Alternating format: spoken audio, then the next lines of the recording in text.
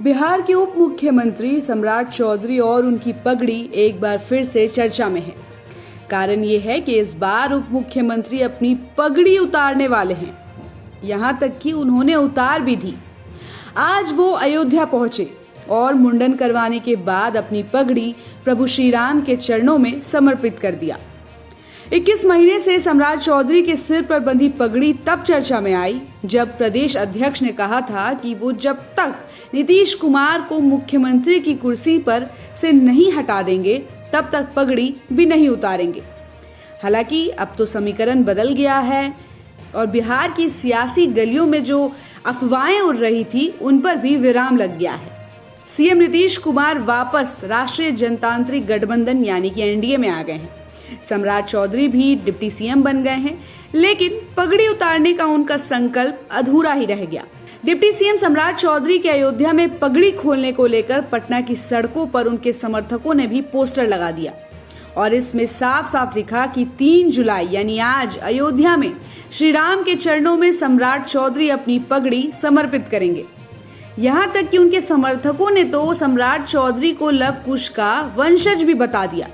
इस पोस्टर के बाद सियासी गलियारों में चर्चाओं का बाजार गर्म हो गया और सम्राट चौधरी के साथ पार्टी के प्रदेश पदाधिकारी और कई अन्य नेता भी उनके साथ अयोध्या पहुंचे। अब आपको बताते हैं कि मामला कहां से तूल पकड़ा। दरअसल सितंबर 2022 को अपनी मां के निधन के बाद सम्राट ने मुराठा बांधा था।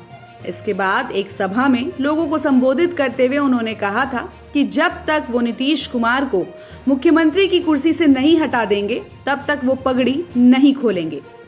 ये बात सम्राट चौधरी ने कई मंचों पर दोहराई भी थी। उस वक्त बिहार में महागठबंधन की सरकार थी। सम्राट चौधरी लगातार सीएम नीतीश कुमार और महागठबंधन सरकार पर हमलावर रहते थे। अचानक सियासी उलटफेर हुआ और सीएम नीतीश कुमार भाजपा के साथ आ गए।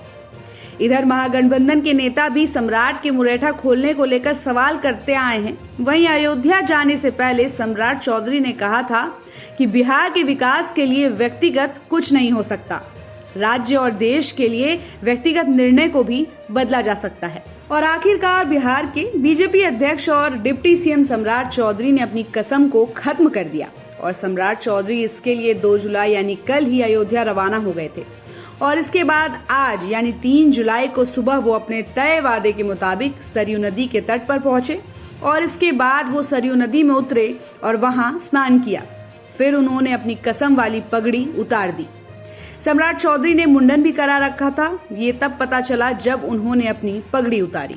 सम्राट चौधरी के पगड़ी उतारते ही उनकी कसम का सरयू नदी में समापन हो गया और पगड़ी उतारने से पहले और बाद में सम्राट चौधरी ने वहां मौजूद सभी लोगों को नदी से ही प्रणाम किया। आपको बता दें कि सम्राट चौधरी ने इस बात का ऐलान पहले ही कर दिया था कि वो अपनी पगड़ी अयोध्या में जाकर उतार देंगे और ये सम्राट चौधरी की वो कसम थी जो उन्होंने अपनी माता के निधन के बाद खाई थी।